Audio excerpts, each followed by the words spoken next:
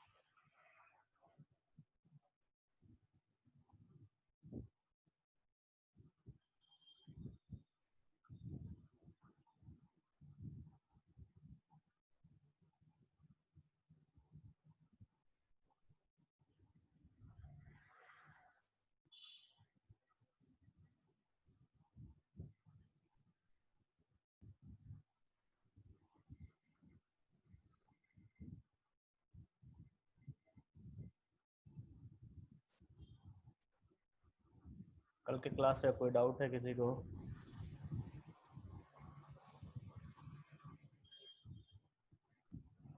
कल के क्लास से किसी को कोई डाउट है तो पूछ लीजिए। सॉरी, कल नहीं, कल से पहले है क्लास।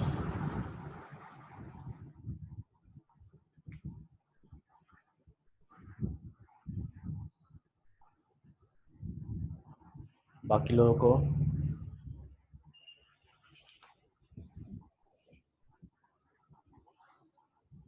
देखिए, कल क्लास नहीं होने का कारण है बंगाल में अभी भी कुछ कुछ दिन लॉकडाउन चल रहा है। ठीक है, कंप्लीट लॉकडाउन यहाँ पे हो जा रहा है, जिसकी वजह से क्लास नहीं ले पा रहे।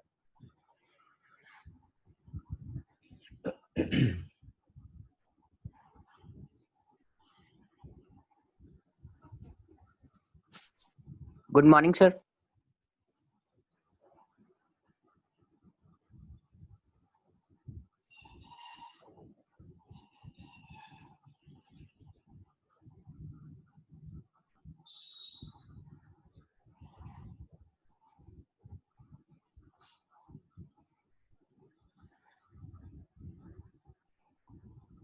देखिए, स्क्रीन दिख रहा,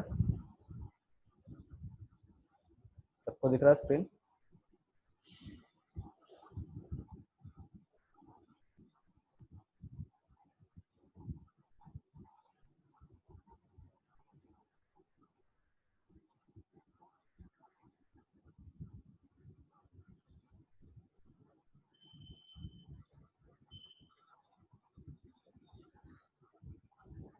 तो यहाँ पे देखिए, कल मैंने आपको ये वाला एग्जांपल बताया था, अल्कोहल वाला। ठीक है, ई वाला जो है लास्ट मैंने आपको यहाँ बताया है। उसके बाद और भी एग्जांपल्स हैं, जैसे आइसोमेरिक ईथर। ठीक है, यहाँ पे आपको आइसोमर पढ़ने को मिलेगा। देखिए, आइसोमर आप सब जानते होंगे, आइसोमरिज्म आप जानते होंगे। तो ये एक टाइप ऑफ आइसोमरिज्म है जो आप पढ़ेंगे ऑर्गेनिक केमिस्ट्री में। ठीक है, यहाँ पे एक फंक्शनल ग्रुप दूसरे फंक्शनल ग्रुप में बदल जाता है। ठीक है, तो आप देखिए इस जगह पे पहला जो है हमारा ये अल्कोहल है, और ये जो दूसरा ग्रुप है ये हमारा ईथर है। ठीक है, तो बदलाव कहाँ पे आया है? यहाँ पे जो बदलाव है वो बेसिकली हाइड्रोजन के और ऑक्सीजन के पोजीशन को बदलने से आता है। आप अगर देखें तो कार्बन कितना है, एक और एक दो। यहाँ पे कितना है, एक और एक ये दो। उसी तरीके से अगर हाइड्रोजन गिनना चालू करें तो हाइड्रोजन कितना है, यहाँ पे तीन, दो पाँच, और एक यहाँ पे छः। उसी तरीके से यहाँ तीन और तीन छः। ठीक है,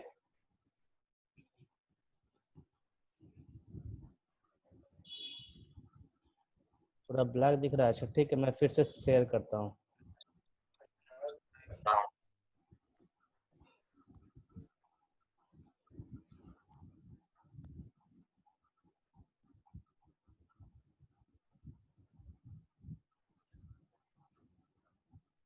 देखो, दिख रहा है अभी?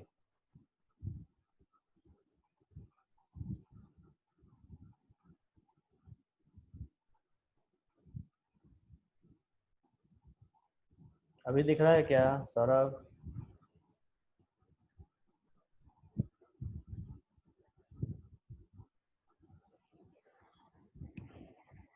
एक मिनट होल्ड करेंगे।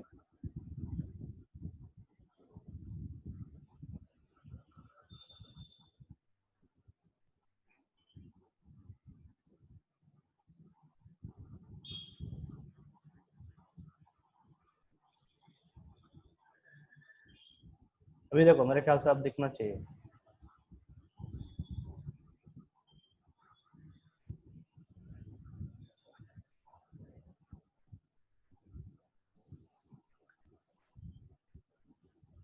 ठीक है सर, अभी दिख रहा है?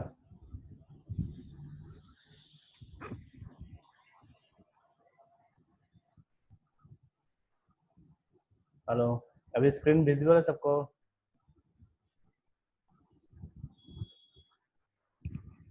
सौरभ अब एक काम और कर सकते हो। एक तो पहले मोबाइल का पहले आरती उतारो, ठीक है?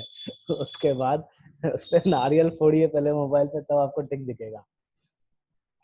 देखो नेटवर्क इश्यू हो सकता है आपका, क्योंकि बाकी सबको दिख रहा है और मेरे यहाँ से नेटवर्क का फिलहाल तो कोई इश्यू है नहीं। ठीक, तो आप एक बार नेटवर्क अपना चेक कीजिए और थोड़ा बहुत मोबाइल को रीबूट कर लीजिए तो होता स्टार्ट हो जाए। यहाँ पे देखिए, मैंने आपको क्या कहा था, अल्कोहल यहाँ पे है हमारे पास। ठीक, अल्कोहल जो है ये बदल रहा है ईथर में। ठीक, ये दोनों एक फंक्शनल ग्रुप है, ऑर्गेनिक कंपाउंड है दोनों। ठीक है, दोनों ऑर्गेनिक कंपाउंड है। एक में हमको OH ग्रुप देखने को मिलता है, तो एक में हमें ऑक्सीजन का ग्रुप देखने को मिलता है। लेकिन फर्क क्या है दोनों में? तो अरेंजमेंट ऑफ एटम्स का, और कुछ नहीं। आप गिनेंगे अगर तो नंबर ऑफ कार्बन सेम है, नंबर ऑफ हाइड्रोजन सेम है और नंबर ऑफ ऑक्सीजन भी सेम है। तो कहता क्या है, however isomeric ether is less soluble in water due to ethers non polar और वीकली पोलर नेचर।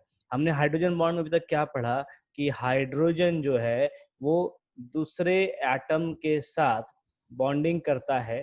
ठीक, और यही हाइड्रोजन के जो प्लस साइन होते हैं, जैसे इस पे प्लस साइन जनरेट हो गया, इस पे माइनस साइन जनरेट हो गया। ठीक है, तो ये जो प्लस साइन है ये क्या करता है, H2O मॉलिक्यूल से एक नया बॉन्ड का फॉर्मेशन करता है। तो हर वो मॉलिक्यूल जिसमें हाइड्रोजन बॉन्ड का फॉर्मेशन होता है वो वाटर में आसानी से घुल सकता है। ठीक, लेकिन जब हम ईथर की बात करें, इस जगह पे जब हम ईथर की बात कर रहे हैं, तो ईथर में क्या होता है कि जो चार्जेस हैं वो चार्जेस देखो प्लस और माइनस दोनों बैलेंस हो जाते हैं। ठीक, क्योंकि ऑक्सीजन क्या करता है, दोनों साइड से मॉलिक्यूल के इलेक्ट्रॉन्स को खींचता है और यहाँ पे हाइड्रोजन बॉन्डिंग नहीं हो पाता। इसके वजह से ईथर जो है हम कहते हैं कि ये पार्शियल सॉल्यूबल है या फिर इनसॉल्यूबल है वाटर में। तो ये एग्जाम्पल का डिफरेंस था।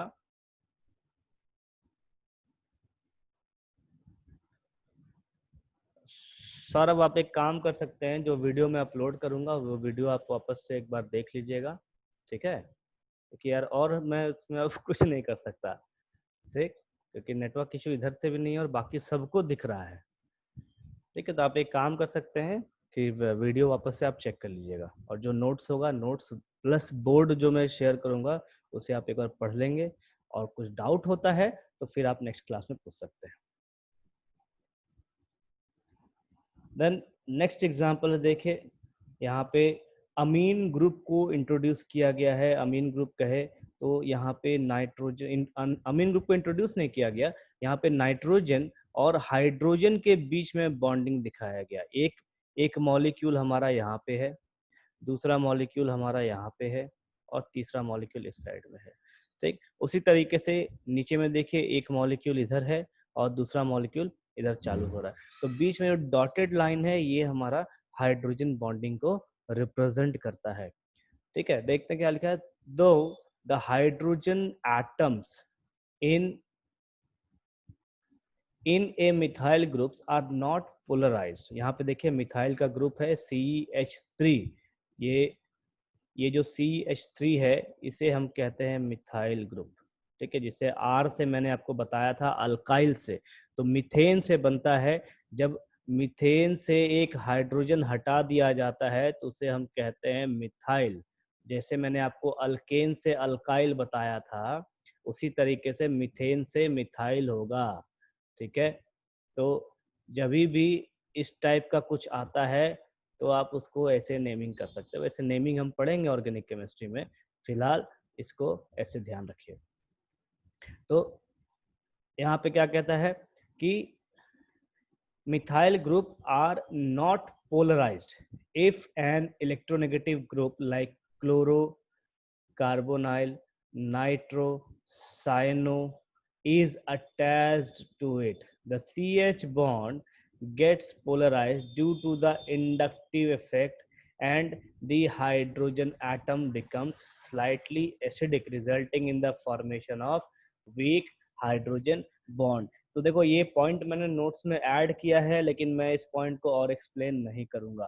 ठीक, एक्सप्लेन इसलिए नहीं करूंगा क्योंकि यहाँ पे कुछ कुछ ऐसी चीजें हैं जो आपको समझाने के लिए मुझे पूरा ऑर्गेनिक केमिस्ट्री स्टार्ट करना पड़ेगा। ठीक है, जैसे कि कार्बोनाइल ग्रुप, साइनो ग्रुप, ठीक है, उसके बाद इंडक्टिव इफेक्ट, ठीक है, देन एसिडिक नेचर। ठीक है, तो इस वजह से मुझे पूरा का पूरा नया चैप्टर चालू करना पड़ जाएगा। तो मैं ये पॉइंट छोड़ रहा हूँ, इस पॉइंट को मैं ऑर्गेनिक केमिस्ट्री में कंसीडर करूंगा। आप जब नोट्स बनाएं तो उसमें यहाँ लिख दे रहा हूँ, आपको वो चीज नोट्स में लिखना है।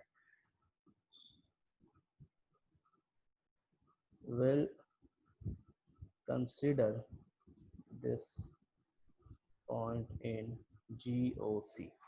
ठीक है, GOC का मतलब होता है जनरल ऑर्गेनिक केमिस्ट्री। ठीक है, इस चीज का ध्यान रखिए, ये इसका शॉर्ट फॉर्म है, शॉर्ट नेम है, general organic chemistry. Then consequences of the intermolecular hydrogen bond. Intermolecular hydrogen bond से क्या क्या हो सकता है?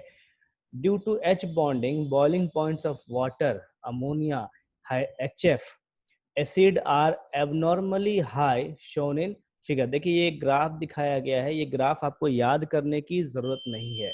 ठीक, कहता क्या है कि हाइड्रोजन बॉन्डिंग के वजह से ये जितने भी मॉलिक्यूल्स हैं सबका बॉइलिंग पॉइंट बढ़ जाता है। तो वो एक बॉइलिंग पॉइंट का यहाँ पे रेंज दिखाया गया है और कंपेयर किया गया है बाकी सभी मॉलिक्यूल्स को। देखिए अमोनिया का जो बॉइलिंग पॉइंट है ये 200 से ऊपर है, HF का बॉइलिंग पॉइंट 300 से ऊपर है, H2O का जो है वो 400 के आसपास है यहाँ पे। ठीक है, अब नीचे यहाँ जितने भी एलिमेंट्स हैं सबका कंपैरिजन दिखा रखा है। CH4 100 से नीचे है, SiH4 भी इस रेंज 100 से ऊपर है। ठीक है, तो ये ग्राफ आपको याद नहीं करना है, सिर्फ आपको ये 2 पॉइंट याद करना है। तो सबसे पहला पॉइंट क्या लिखना है आपको कि हाइड्रोजन बॉन्डिंग की वजह से आपका बॉइलिंग पॉइंट बढ़ जाता है। उसके बाद दूसरा point, solubility of the organic compounds in water is due to hydrogen bond formation. तो मैंने आपको पहले ही बताया है कि जितने भी ऑर्गेनिक कंपाउंड्स हैं अगर वो वाटर में सोल्यूबल हैं तो सिर्फ ड्यू टू हाइड्रोजन बॉन्ड की वजह से ही वो सोल्यूबल है, नहीं तो वो हमेशा इनसोल्यूबल रहेंगे। देन नेक्स्ट है हमारे पास इंट्रामॉलिक्यूलर हाइड्रोजन बॉन्ड। ये वैसे हाइड्रोजन बॉन्ड्स होते हैं जो अलग मॉलिक्यूल में ना होकर के एक ही मॉलिक्यूल में एग्जिस्ट करते हैं। ठीक है, इससे पहले हमने क्या पढ़ा कि अगर हाइड्रोजन और फ्लोरीन ऐसे जुड़ा हुआ है तो ये एक मॉलिक्यूल हो गया। ठीक है, उसके बाद नेक्स्ट मॉलिक्यूल जो होगा, इन दोनों के बीच में जो बॉन्ड होगा उसे हम कहेंगे हाइड्रोजन बॉन्ड। ठीक है, यहाँ पे ये है हमारा, ये जो लाइन है इसे हम हाइड्रोजन बॉन्ड कहेंगे। लेकिन इंट्रामॉलिक्यूलर में क्या है कि एक सिंगल मॉलिक्यूल में ही हाइड्रोजन बॉन्ड एग्जिस्ट करता है, जैसा कि यहाँ पे दिखाया गया है डॉटेड लाइन से। ठीक है, यहाँ पे देखिए दिखाया गया है डॉटेड लाइन से, तो ये हाइड्रोजन बॉन्ड है सिंगल मॉलिक्यूल का। यहाँ पे भी वही फंडा है, इलेक्ट्रोनेगेटिविटी डिफरेंस होने के वजह से हमको हाइड्रोजन बॉन्ड देखने को मिलता है। देन सबसे पहला ओ हाइड्रोक्सी बेंजल्डिहाइड। ठीक है, यहाँ पे ऑर्थो पोजीशन पे हाइड्रोक्सी ग्रुप लगा। जैसे देखिए हाइड्रोक्सी ग्रुप कहने का मतलब है, ये हाइड्रोक्सी ग्रुप हम कहते हैं OH को। ठीक है, तो हाइड्रोक्सी ग्रुप इसे कहा जाता है। उसके बाद ये बेंजीन से बना है, इसलिए बेंजल डिहाइड का नाम है। यहाँ पे देखिए CHO, ये अल्डिहाइड ग्रुप है। देखिए यहाँ पे हम लोग पूरा का पूरा ऑर्गेनिक केमिस्ट्री में घुसाए हैं। ठीक, जो भी एग्जाम्पल्स है हाइड्रोजन बॉन्डिंग का, ये बेसिकली ऑर्गेनिक और इनऑर्गेनिक केमिस्ट्री को डील करता है। ठीक है, या यूं कहे कि ये पूरा चैप्टर ही ऑर्गेनिक और इनऑर्गेनिक केमिस्ट्री को डील करता है। इस वजह से सारे एग्जांपल्स हमें यहाँ पे देखने को मिल रहा है। ठीक है, तो ये सभी एग्जांपल आपको वापस से ऑर्गेनिक केमिस्ट्री में देखने को मिलेगा। आपको सिर्फ यहाँ इस चैप्टर के लिए क्या करना है, तो नाम याद रखना है और ये मॉलिक्यूल आपको प्रैक्टिस करके लेना होगा। ठीक है, आपको सिर्फ बना बना के लेना। मैंने आपको बेंजीन बनाने का तरीका दिखाया है, बेंजीन कैसे बनता है, बेंजीन में कौन कौन से बॉन्ड्स होते हैं, बेंजीन में कौन कौन सा पोजीशंस होता है कार्बन का, मैंने आपको ये सब चीज दिखा रखा है। आपको सिर्फ ये मॉलिक्यूल प्रैक्टिस करके याद करना है। ध्यान से सुन लीजिए, ऑर्गेनिक केमिस्ट्री में 33% हिस्सा समझने का होता है और बाकी का पूरा हिस्सा रट्टा मारने का होता है। ठीक है, तो इस चीज को अभी से दिमाग में डाल लीजिए, क्योंकि जब तक ये दिमाग में जाता है तब तक समय निकल जाता है। ठीक है, और हमारे पास समय नहीं बचता याद करने के लिए। देन 3 एग्जांपल है, ओ नाइट्रोफिनॉल, उसका निकल डाइमिथाइल ग्लायोक्सीमेट एचिलेट। तो इस एग्जांपल को आप छोड़ सकते हैं, बाकी ये दोनों एग्जांपल आपको कंपलसरी याद करना होगा। ठीक है, देन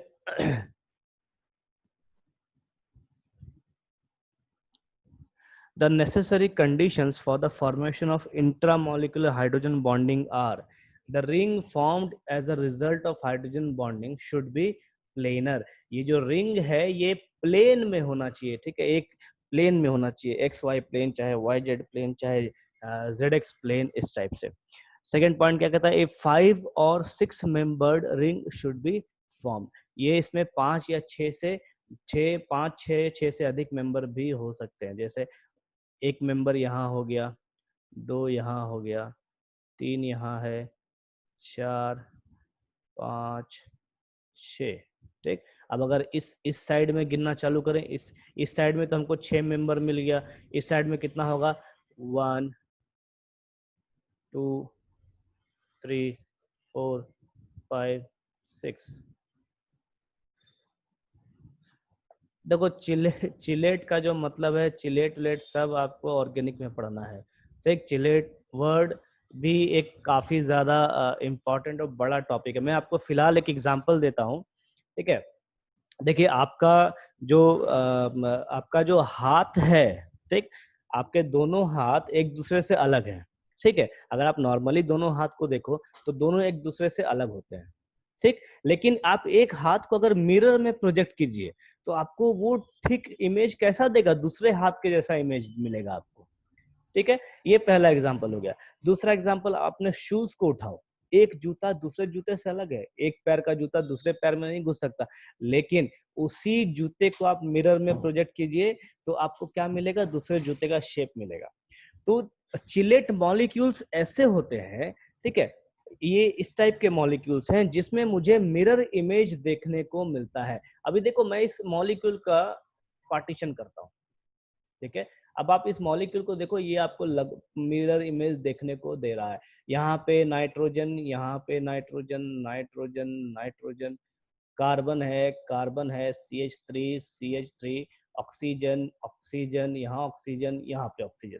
ठीक है, तो चिलेट का फंडा क्या है कि ये वैसे मॉलिक्यूल्स हैं जिन्हें रोटेट किया जाए या जिनका मिरर इमेज बनाया जाए तो वो हमें एक जैसा ही दिखता है।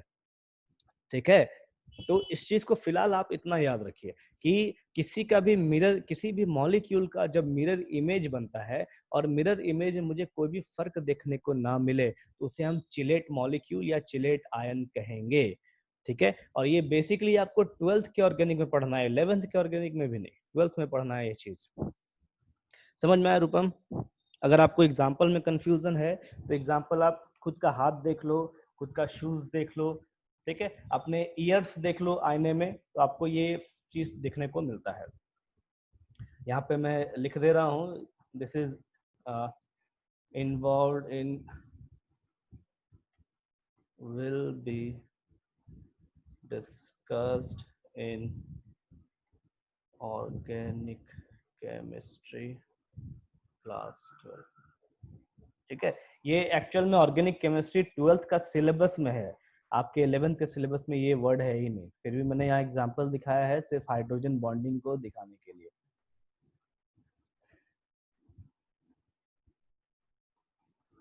Then consequences of the intramolecular hydrogen bonding.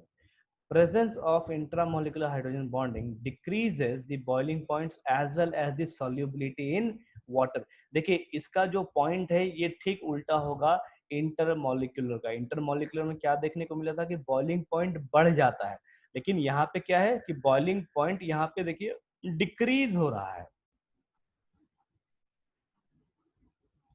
ठीक है, यहाँ पे बॉइलिंग पॉइंट हमें घटता हुआ दिख रहा है, तो ये इसका पहला डिफरेंस है।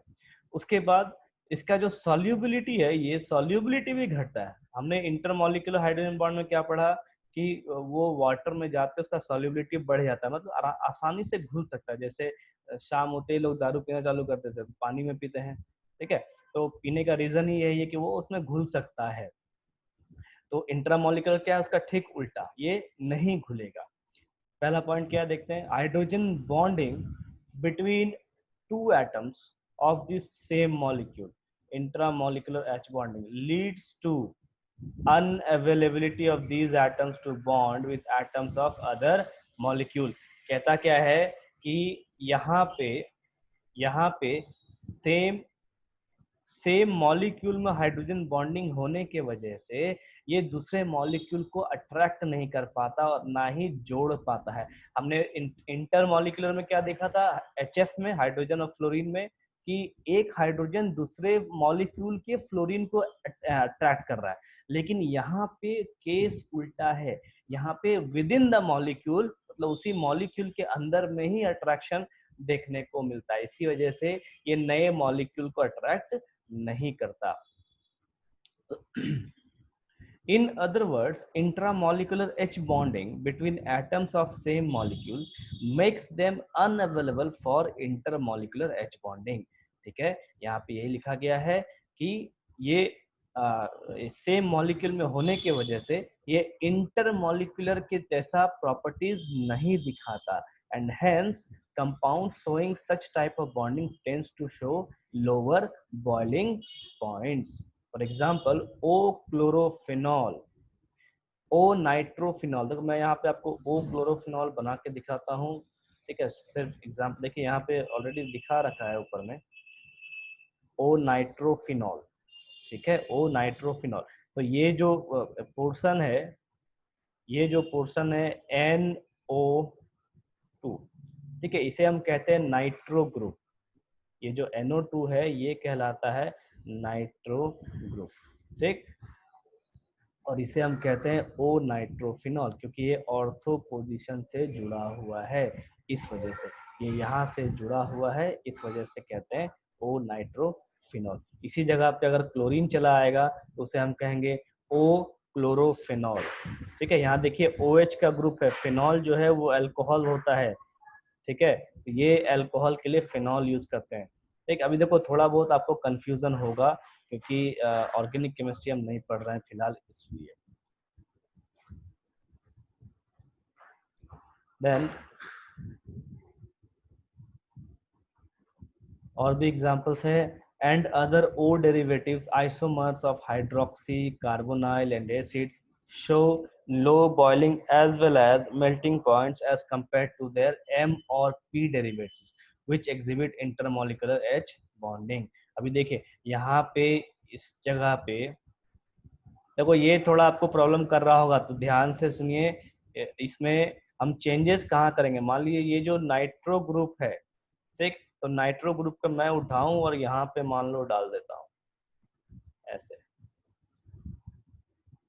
ठीक है, तो इस O के साथ जो भी हाइड्रोजन आके जुड़ेगा, इस O के साथ जो हाइड्रोजन आके जुड़ेगा, यहाँ पे ये कहलाएगा हाइड्रोजन बॉन्ड। ठीक है, और तब जाके आपको इंटरमॉलिक्यूलर बॉन्डिंग देखने को मिलेगा, नहीं तो इंट्रामॉलिक्यूलर बॉन्डिंग ही देखने को मिलेगा। ये फर्क है, ये बोलना चाह रहा है ये बोल। देन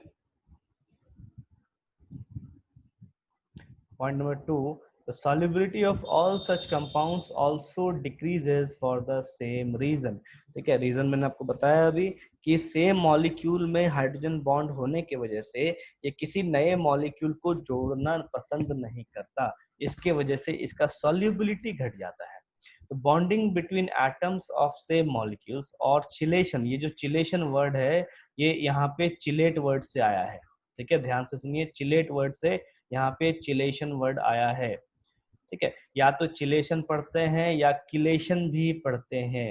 एक्चुअल में ये क यूज करते हैं, CHE जो है इसे क से यूज किया जाता है। मैं फिर से पढ़ रहा हूँ, that is bonding between atoms of same molecules और chelation does not allow this molecules to form intermolecular bonds. यहाँ पे भी सेम प्रॉब्लम है, इंटरमॉलिक्यूलर बॉन्ड्स फॉर्म नहीं हो पाता, जिसके वजह से सॉल्युबिलिटी घट जाता है। For example in O nitrophenol, OH group is busy making intramolecular H bond with O atom of the NO2 group and becomes unable for intermolecular H bonding। देखिए यहाँ पे क्या कह रहा है कि यहाँ पे जो हाइड्रोजन बॉन्ड है ये अपने ही ओ ऑक्सीजन, अपने नहीं, ये नाइट्रो ग्रुप के NO2 के साथ हाइड्रोजन बॉन्डिंग बनाने में बिजी हो जाता है, जिसके वजह से ये दूसरे मॉलिक्यूल से जुड़ नहीं पाता और इस वजह से इसका सॉल्युबिलिटी घट जाता है। ठीक है, देन कुछ क्वेश्चंस हैं। देखो मैं आपको ये टॉपिक छोड़ रहा हूँ, ये टॉपिक मैं आपको पढ़ने के लिए दे रहा हूँ कि आप इस टॉपिक को फिर से पढ़िए, और जो ऑर्गेनिक का सेक्शन मैंने आपको बता रखा है उसको छोड़ के अगर कुछ दिक्कत होता है तो एक बार आप वापस से कल पूछ लेंगे। ठीक, कल मैं फिर से कल ये टॉपिक के लिए बात करूंगा ताकि आपको क्लियर हो जाए जितना पोर्शन इस चैप्टर के लिए है। देन कुछ यहाँ पे क्वेश्चंस हैं, जैसे why H2O is liquid while H2S is a gas at ordinary temperature।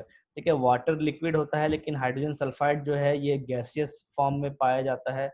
Then density of ice is less than that of water और ice floats over water, explain. फिर एक क्वेश्चन है, the boiling point of H2O is more than the boiling point of hydrogen fluoride although fluorine is more electronegative than oxygen and form stronger H bond। ठीक है, ये तीन question है, तीनों का रीजन यहाँ लिखा है, आप एक बार पढ़िए, अगर इसमें कोई डाउट है, कुछ कंफ्यूजन है। और जो अभी मैंने आपको आज का जो लेक्चर लिया है आप एक बार पढ़ेंगे, फिर से कोई डाउट होता तो मैं कल फिर आपको समझा दूंगा। चलिए सारा क्वेश्चन एक बार देखते चले जाइए, कोई डाउट है तो पूछ लीजिए।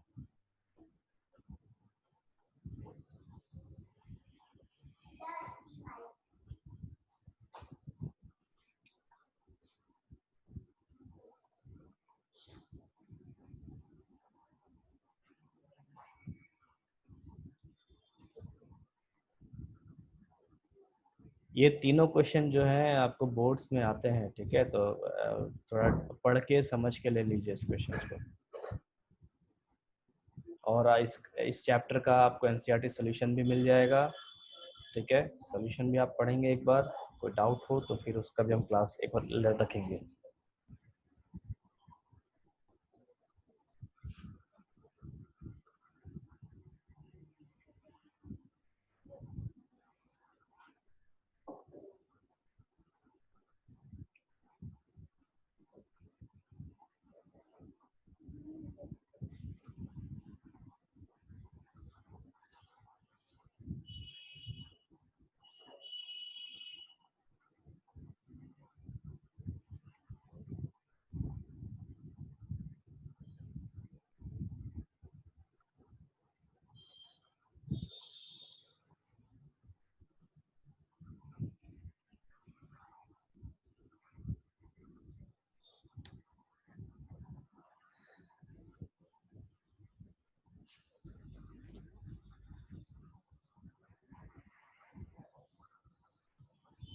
ठीक है, फर्स्ट क्वेश्चन में किसी को डाउट है?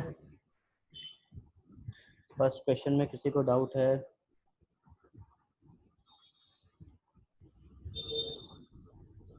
सेकंड वाला में क्या है? तो सेकंड वाला मैंने आपको थ्योरी कंप्लीट पढ़ाया है इसका। ठीक है, मैं फिर भी आपको बता रहा हूँ। मैंने आपको बताया था कि वाटर का एक मॉलिक्यूल 4 डिफरेंट मॉलिक्यूल से जुड़ा होता है, ठीक है। अगर आप वो उस चैप्टर का जो बोर्ड मैंने लिखाया था, आप अगर देखोगे वापस से, वहां मैंने आपको क्या दिखाया था कि 4 वाटर मॉलिक्यूल जो है, इन मॉलिक्यूल्स के बीच का जो वॉल्यूम है वो बढ़ जाता है, ठीक है। तो उस वॉल्यूम के बढ़ने के वजह से आइस हल्का हो जाता है। अभी डेंसिटी बराबर क्या होता है, फॉर्मूला सिंपल फॉर्मूला है, मास बाय वॉल्यूम। तो अगर यहाँ पे वॉल्यूम बढ़ेगा तो डेंसिटी घटना चाहिए, क्योंकि density is inversely proportional to V, ठीक है। डेंसिटी इनवर्सली प्रोपोर्शनल होने की वजह से अगर v बढ़ेगा, v अगर बढ़ेगा तो मेरा d जो है वो घटना चाहिए, ठीक है। तो डेंसिटी कम हो जाने की वजह से आपका बर्फ पानी में तैरने लग जाता है, और यही इसका सिंपल सा रीजन है।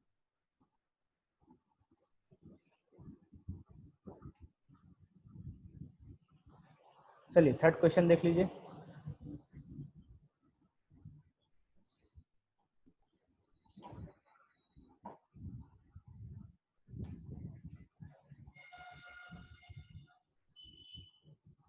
थर्ड थर्ड क्या कहता है कि the boiling point of H2O is more than the boiling point of HF, although fluorine is more electronegative than oxygen and forms stronger hydrogen bond. The strength of a hydrogen bond is determined by the Coulombic interaction between the lone pair electrons of the electronegative atom and the hydrogen nucleus. Fluorine is more electronegative than oxygen, and so we would expect a stronger hydrogen bond to exist in liquid HF than H2O. But boiling point of HF is lower than that of water because each H2O takes part in 4 intermolecular hydrogen bonds. देखिए same reason जो यहाँ पे मैंने आपको दिया था second question के लिए, यहाँ थर्ड क्वेश्चन के लिए भी सेम रीजन है, ठीक। रीजन क्या है, तो एक H2O मॉलिक्यूल 4 H2O मॉलिक्यूल से जुड़ा होता है, लेकिन HF मॉलिक्यूल में ऐसा कुछ भी नहीं होता। एक HF मॉलिक्यूल 2 HF मॉलिक्यूल से जुड़ा होता है, जिसके वजह से बॉइलिंग पॉइंट HF का कम हो जाता है, ठीक है। यहाँ पे देखिए सिंगल लाइन में यहाँ पे जो लिखा है मैंने, H2O takes part in 4 intermolecular hydrogen bonds, ठीक। तो यहाँ पे 4 हाइड्रोजन बॉन्ड तोड़ना पड़ता है और HF में 2 हाइड्रोजन बॉन्ड तोड़ना पड़ता है, जिसके वजह से यहाँ पे जो बॉइलिंग पॉइंट है वो HF से ज्यादा देखने को मिलेगा, ठीक है। जाहिर सी बात है, जितना ज्यादा बॉइलिंग पॉइंट तोड़ेंगे उतना हम जितना ज्यादा बॉन्ड हम तोड़ने जाएंगे उतना ज्यादा हमें एनर्जी सप्लाई करना होगा। तो वाटर में 4 है, यहाँ पे 2 है। क्लियर हो गया?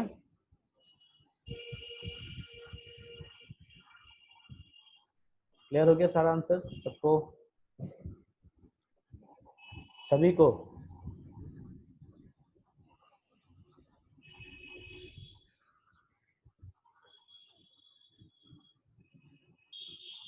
ठीक है, मैं फिर से बोल रहा हूँ, जो टॉपिक मैंने पढ़ाया है आज, अगर उसमें आपको कोई डाउट होता है, ऑर्गेनिक का सेक्शन छोड़ के, जहाँ मैंने लिखा है कि ये ऑर्गेनिक का सेक्शन है इसे छोड़ दीजिए, तो उससे छोड़ के अगर कोई डाउट है तो आप वापस से पूछ लेंगे, ठीक है। एक बार पढ़िए इस टॉपिक को वापस से, और मैं पूरा नोट्स आज फिर आपको व्हाट्सएप में डाल दूंगा, मैंने लास्ट टाइम भी डाला है, आज फिर डाल दूंगा।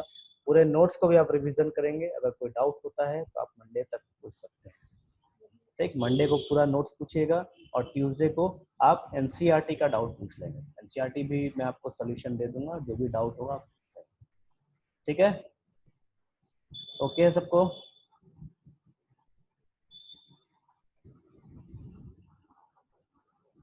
क्लियर है सबको?